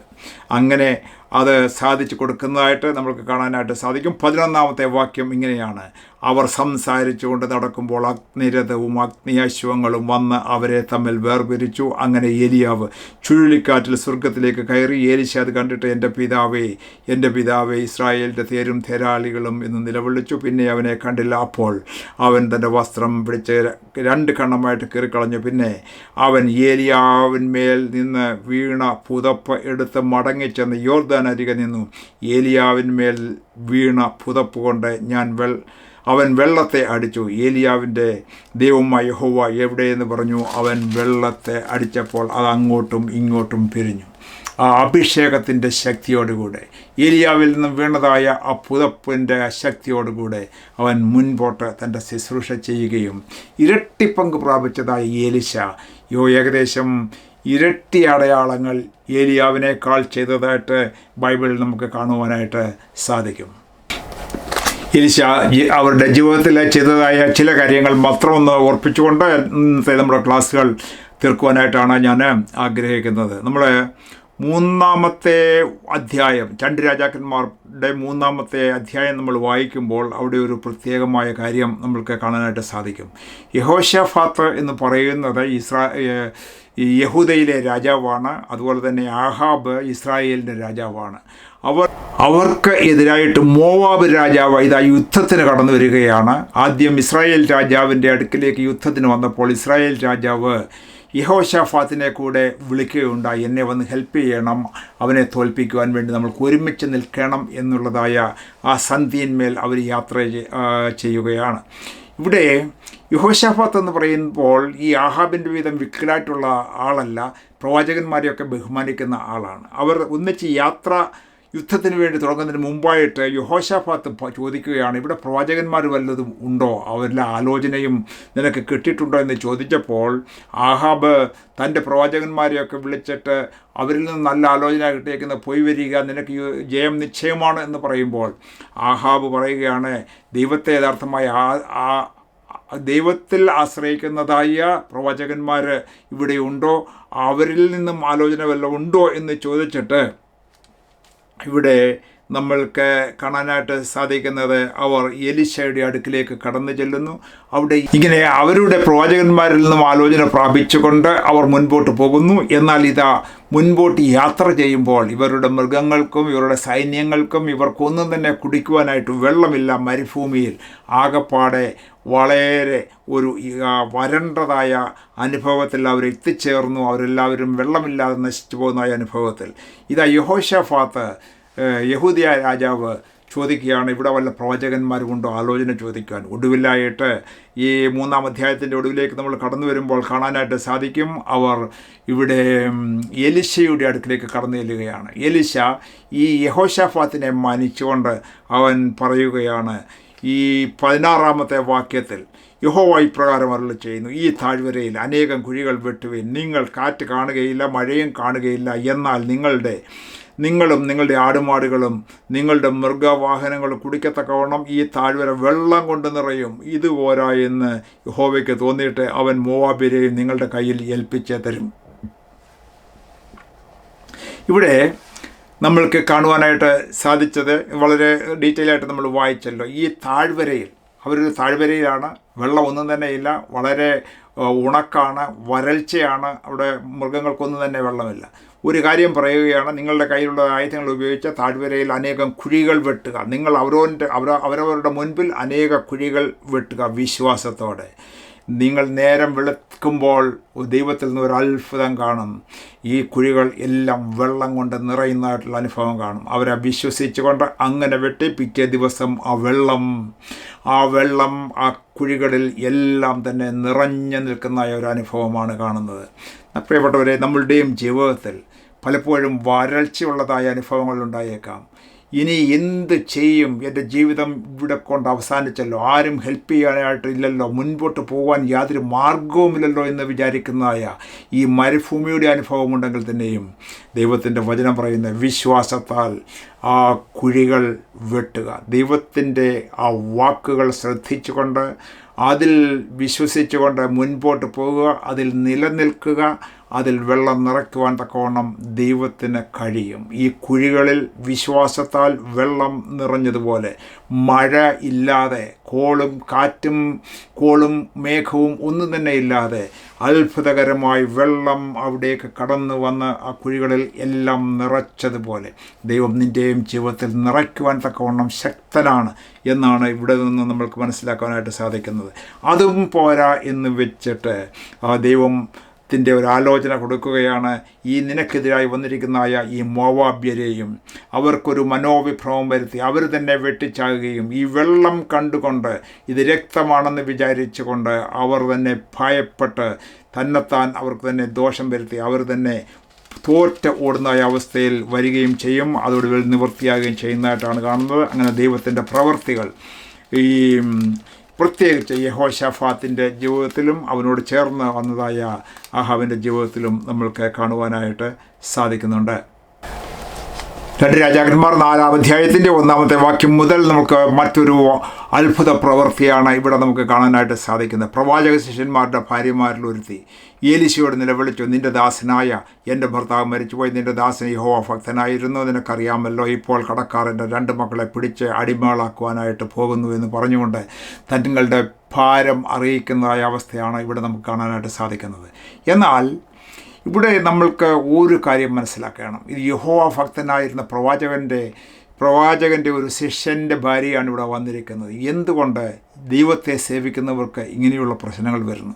ദൈവത്തെ സേവിക്കുന്നവർക്ക് എന്തുകൊണ്ട് കടഭാരം വരുന്നു? എന്തുകൊണ്ട് മക്കളെ പിടിച്ചുകൊണ്ട് പോകുവാൻ വേണ്ടി ശത്രുക്കളെ ദൈവം അനുവദിക്കുന്നു എന്നുള്ളതായ കാര്യങ്ങളൊക്കെ ചിലപ്പോൾ ചോദ്യമായിട്ട് വന്നേക്കാം. അങ്ങനെ സംഭവിക്കുമോ എന്ന് ചോദിച്ചാൽ ദൈവത്തിൻ്റെ വചനം പറയുന്നത് ആ ദൈവമക്കളുടെ ജീവിതത്തിലും ഈ ലോകത്തിൽ അങ്ങനെയുള്ളതായ സംഭവങ്ങളുണ്ട്. എന്നാൽ അതിൽ നിന്നുള്ളതായ വിടുതൽ നിൻ്റെ ജീവിതത്തിൽ നൽകുവാൻ തക്കവണ്ണം ദൈവം വിശ്വസ്തനായിട്ടുണ്ട് എന്നുള്ളതാണ് ഇവിടെ നിന്ന് നമ്മൾ മനസ്സിലാക്കുവാനായിട്ട് സാധിക്കേണ്ടത്. ഇവിടെ പ്രവാചകൻ പറയുകയാണ്, നിൻ്റെ പക്കൽ എന്തുണ്ട്? അവൾ നോക്കിയപ്പോൾ അവളുടെ പക്കൽ ഒന്നും തന്നെയില്ല, കാശില്ല, മറ്റ് ഉരുപ്പടികളൊന്നും തന്നെയില്ല, വീട്ടിൽ മറ്റ് വസ്തുക്കളൊന്നും തന്നെയില്ല. എന്ന് പറഞ്ഞാലും നിൻ്റെ കയ്യിൽ എന്തുണ്ട് ഒന്നുകൂടെ ആലോചിച്ച് നോക്കുക എന്ന് പറയുമ്പോൾ ഒരു ഭരണി എണ്ണയല്ലാതെ മറ്റൊന്നും തന്നെയില്ല. ആ ഭരണിയിലെ എണ്ണ എന്ന് പറയുമ്പോൾ നമ്മൾക്ക് ചിന്തിക്കുവാനായിട്ട് സാധിക്കുന്നത് അത് ഒരു പ്രവാചക ശിഷ്യനായിരുന്നു. അന്നത്തെ കാലത്ത് രോഗികളെയൊക്കെ കാണുവാനായിട്ട് പോകുമ്പോൾ എണ്ണക്കുപ്പിയുമായിട്ട് കടന്നു പോയിട്ട് എണ്ണ പൂശി അവർക്ക് വേണ്ടി പ്രാർത്ഥിച്ച് സൗഖ്യമാക്കുന്നതായ ശുശ്രൂഷ അവർക്കുണ്ടായിരുന്നു. അങ്ങനെയുള്ളതായ ഒരു കൊച്ചു എണ്ണ കുപ്പിയായിരിക്കാം എന്ന് നമുക്ക് മനസ്സിലാക്കാനായിട്ട് സാധിക്കും. ഈ പ്രവാചകൻ പറയുകയാണ്, നീ ഒരു കാര്യം ചെയ്യ്, വെറും പാത്രങ്ങൾ പോയി അയൽപ്പക്കത്തു നിന്നും എല്ലാവരോടും വാങ്ങിക്കുക, പാത്രങ്ങൾ കുറവായിരിക്കരുത് എന്ന് പറയുന്നു. എന്നിട്ട് എണ്ണ നീ പകർന്ന് പാത്രങ്ങളിൽ എല്ലാം നിറച്ചിട്ട് നിൻ്റെ കടം വീട്ടുക എന്ന് പറഞ്ഞു. അങ്ങനെ അവൾ ചെയ്യുന്നതായിട്ട് സാധിക്കുന്നു.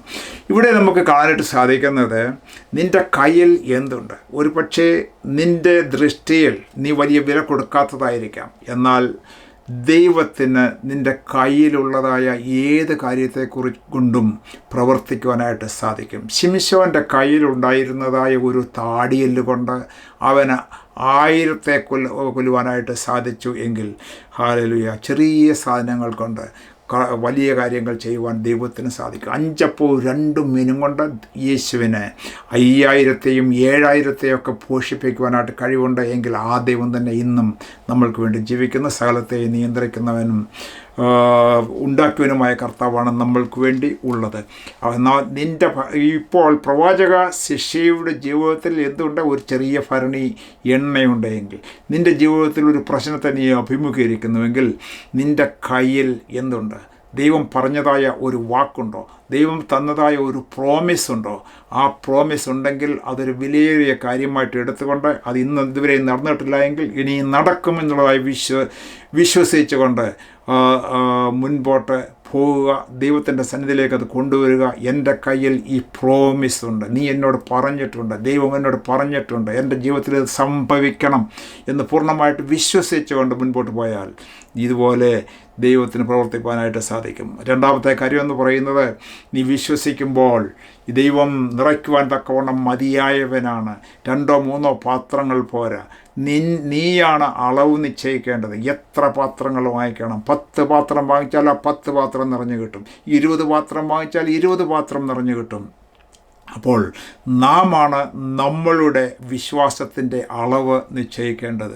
നാമാണ് നമ്മളുടെ അനുഗ്രഹത്തിൻ്റെ അളവ് നിശ്ചയിക്കേണ്ടത്.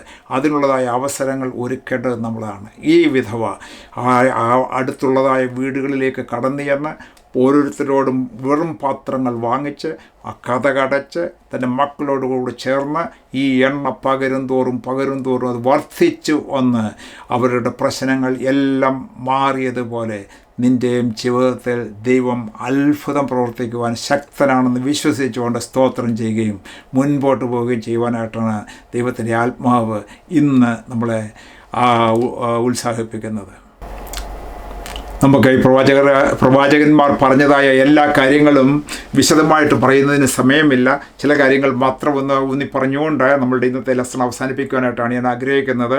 ഈ 2 രാജാക്കന്മാർ 5-ാം അധ്യായത്തിലേക്ക് കടന്നു വരുമ്പോൾ നമ്മൾക്കെല്ലാവർക്കും വളരെ പരിചയമുള്ളതായ ഒരു സ്റ്റോറിയാണ് അരാം രാജാവിൻ്റെ സേനാപതിയായ നയമാൻ്റെ കുഷ്ഠരോഗത്തെ പറ്റി. അങ്ങനെ ഒരു ചെറിയ ഇസ്രായേലിൽ നിന്നും പിടിച്ചുകൊണ്ട് പോയതായ ഒരു ചെറിയ പെൺകുട്ടിയുടെ ടെസ്റ്റ് മണി മൂലം ഈ പ്രവാചകൻ്റെ കാര്യം അറിഞ്ഞു.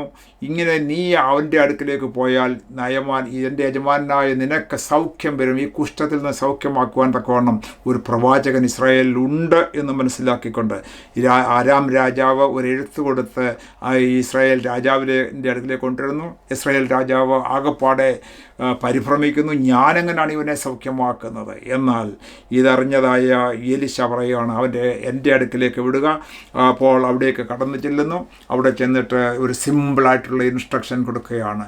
ജോർദാൻ നദിയിൽ പോയി 7 പ്രാവശ്യം നീ മുങ്ങുക, നിൻ്റെ കുഷ്ഠം നിനക്ക് മാറിക്കിട്ടും.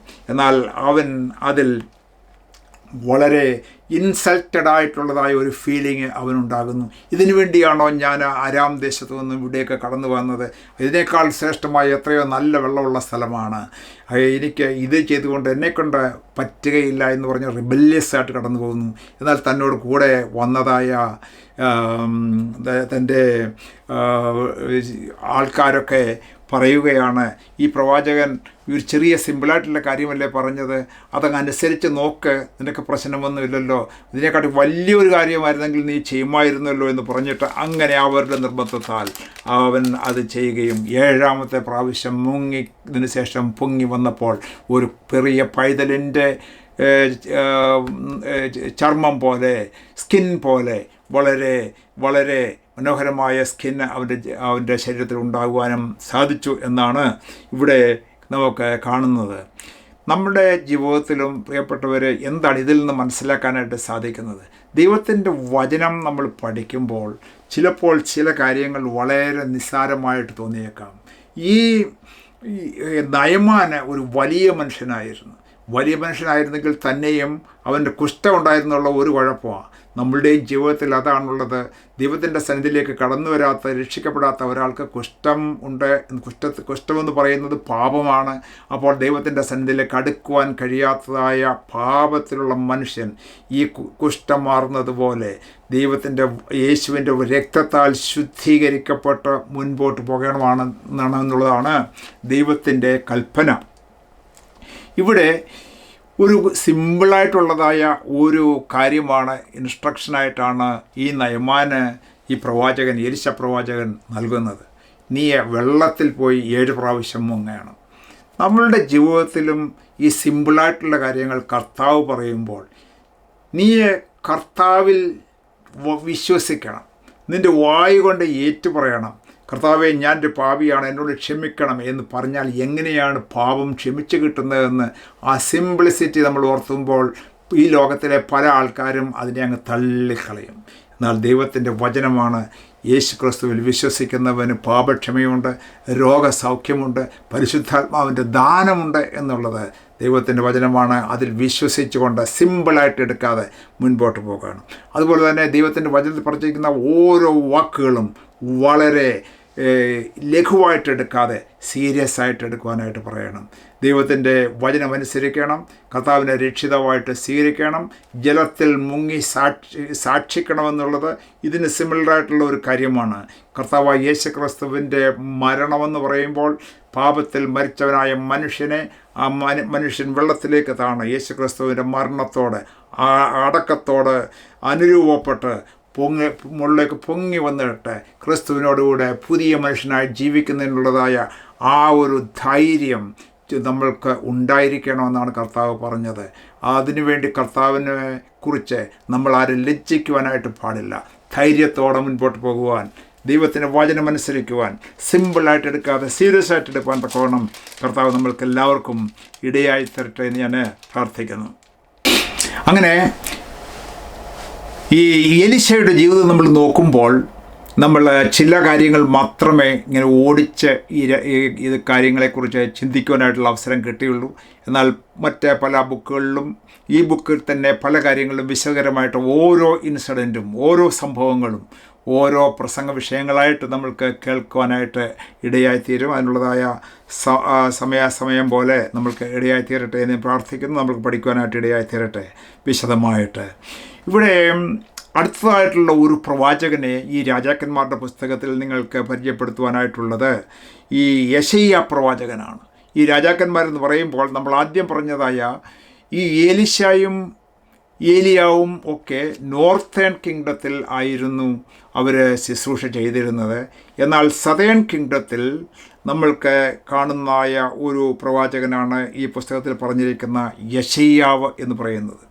2 രാജാക്കന്മാർ 18-ാം അധ്യായത്തിലേക്ക് നമ്മൾ കടന്നു വരുമ്പോൾ അവിടെ നമുക്ക് ഈ യെശയ്യാവിനെ നമ്മൾക്ക് കാണുവാനായിട്ട് സാധിക്കും. 18-ാം അധ്യായത്തിൽ നിന്ന് പറയുമ്പോൾ അവിടെ ഹിസ്കിയ രാജാവാണ് ഭരിക്കുന്നത് ഈ യഹൂദ രാജ്യം എന്ന് പറയുന്നത്.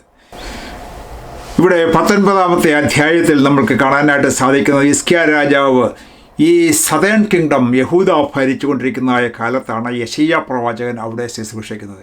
യെശയ്യാ പ്രവാചകൻ്റെ ബുക്കുകൾ തന്നെ നമുക്ക് വലിയ വിവരണങ്ങൾ നൽകുന്നതായ ബുക്കുകളാണ്. അത് ക്രമേണ നമ്മൾക്ക് പ്രകാലെ പഠിക്കാം. എന്നാൽ തന്നെക്കുറിച്ച് 1-2 കാര്യങ്ങൾ മാത്രം ഇവിടെ നിന്ന് സൂചിപ്പിച്ചിട്ട് ഈ രാജാക്കന്മാരുടെ പുസ്തകം ഇവിടെ അവസാനിപ്പിക്കാനായിട്ടാണ് ആഗ്രഹിക്കുന്നത്. ഇവിടെ 19-ാമത്തെ അധ്യായത്തിൽ നമ്മൾക്ക് കാണാനായിട്ട് സാധിക്കുന്നത് ഹിസ്കിയ രാജാവ് ആമോസിൻ്റെ മകനായ യെശയ്യാ പ്രവാചകൻ്റെ അടുക്കൽ ആളയച്ചു. അതുമാത്രവുമല്ല, എന്തുകൊണ്ടാണ് ആ ശത്രു സൈന്യം അടുത്ത രാജ്യത്തിൽ നിന്നും ഇവിടേക്ക് കടന്നു വരുമ്പോൾ ഹിസ്കിയ രാജാവ് വളരെ വ്യാകുലപ്പെട്ടു. എന്ത് ചെയ്യും എന്ന് പറഞ്ഞുകൊണ്ട് ഇരിക്കുമ്പോഴാണ് യെശയ്യാ പ്രവാചകൻ അവിടെയുണ്ട്. അവനെ വിളിച്ചു വരുത്തുകയാണ്. 6-ാമത്തെ വാക്യം നമ്മൾ നോക്കുമ്പോൾ രാജാവിൻ്റെ ഭൃത്യന്മാർ യെശയ്യാവിൻ്റെ അടുക്കൽ വന്നപ്പോൾ യെശയ്യാവ് അവരോട് പറഞ്ഞത്, നിങ്ങളുടെ യജമാനോട് പറയേണ്ടതെന്നാൽ യഹോവ ഇപ്രകാരം അരുളി ചെയ്യുന്നു, അശൂർ രാജാവിൻ്റെ ഭൃത്യന്മാർ എന്നെ നിന്ദിച്ചതായി നീ കേട്ടിരിക്കുന്ന വാക്കുകൾ നിമിത്തം ഭയപ്പെടേണ്ട. ഞാൻ അവന് ഒരു മനോവിഭ്രമം വരുത്തും. അവനൊരു ശ്രുതി കേട്ടിട്ട് സ്വദേശത്തേക്ക് മടങ്ങിപ്പോകും. അപ്പോൾ അശൂർ രാജാവ് തനിക്കെതിരെ വരുന്നുവെന്ന് കേട്ടപ്പോൾ ഈ രാജാവ് ഹിസ്കിയ രാജാവ് വളരെ ഭയപ്പെട്ടതായിട്ടാണ് നമുക്കിവിടെ കാണാനായിട്ട് സാധിക്കുന്നത്. എന്നാൽ ഈ യെശയ്യാ പ്രവാചകൻ ആ സമയത്ത് അവിടെ ഉള്ളപ്പോൾ തന്നിൽ വളരെ വിശ്വാസം ഈ ഹിസ്കിയ രാജാവിന് ഉണ്ടായിരുന്നു. ഹിസ്കിയ രാജാവ് ഒരു വിധത്തിൽ പറഞ്ഞാൽ വളരെ നല്ല ഒരു രാജാവായിരുന്നു എന്ന് നമ്മൾക്ക് മനസ്സിലാക്കാനായിട്ട് സാധിക്കും.